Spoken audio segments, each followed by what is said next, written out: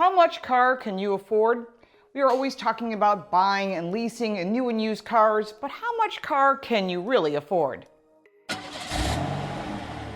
Welcome back to the channel. I'm Lauren Fix. If this is your first time to the channel, we do a lot more than car reviews and first looks at new vehicles. We give you car smarts because we believe knowledge is power. Subscribe and click that little bell so you don't miss anything. How much car can you afford can be answered quite simply with this rule of thumb.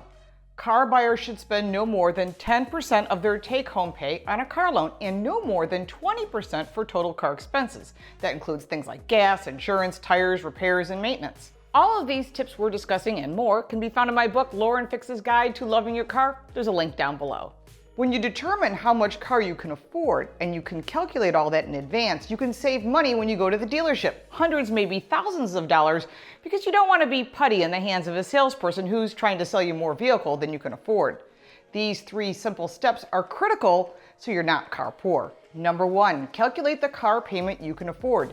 NerdWallet recommends spending no more than 10% of your take-home pay on your monthly auto loan payment. So if after-tax pay each month is $3,000, you can afford a $300 car payment. It's important to be realistic about how long you can or want to make monthly payments.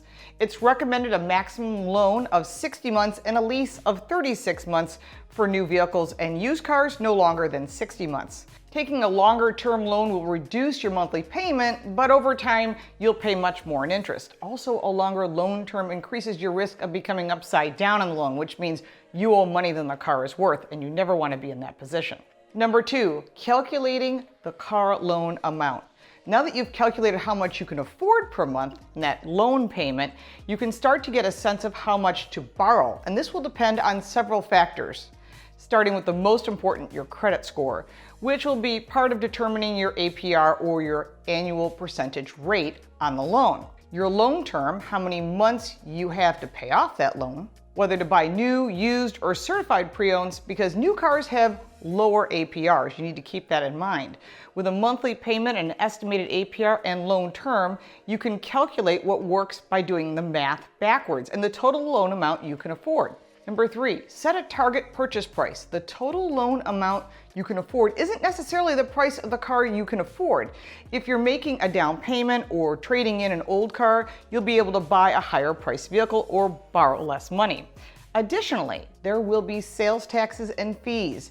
So think about more than just the price of the window sticker once you estimate the car loan amount you can afford, and assuming no trade-in credit or down payment, you can begin to get a realistic idea of the purchase price you should consider. You'll need to factor in sales tax and fees, which vary from state to state, and I've discussed doc fees or dealer fees and what not to pay. You can check that out up here. An easy way to estimate these extra expenses is to add 10% to the advertised price of the car, even though you might negotiate a lower price. For example, if you're looking at a car that's advertised at $20,000, you should assume your total cost out the door will be about $22,000. If you want to get more precise in the estimate, here's a breakdown of some typical costs that you need to keep in mind because there's no way to get around these. Sales tax, depending on your state, county, or local taxes, maybe you don't have that, needs to be figured in. Registration fees, estimate these fees by going to the state department's motor vehicle site. They can give you an idea. And your doc fees or documentation fees, they range from $50 to $400 depending on the dealer. This means if you can afford a $20,000 car loan again, assuming no down payment or trade-in credit, you'll want to shop for a car with a sticker price of around $18,000 so that you'll be able to cover those sales tax and additional fees with your total loan amount. There are many websites such as CarGurus, Kelley Blue Book, Edmunds, TrueCar that have a car finder search tool to help you find different cars in your price range. Remember to set the bar low. When searching for cars, set your maximum price below the total loan amount you think you can afford. Sales tax and fees can easily add up to an extra few $1,000s. Here's the bottom line. Aim to spend less than 10% of your take-home pay on your car payment and less than 15 to 20% on total car expenses overall. There's a lot more information on my website, Car Coach Reports, in English and in Spanish. Of course, check out our channel. We've got a lot of great information that may help you make a smarter decision.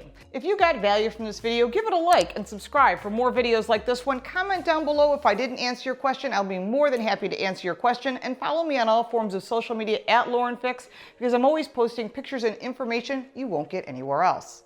Check out our new podcast. I'm having a lot of fun with Javier Mota and Carl Brower on Total Car Score, and we'd love you to join us. And thank you for supporting Car Coach Reports. We'll look forward to seeing you next time.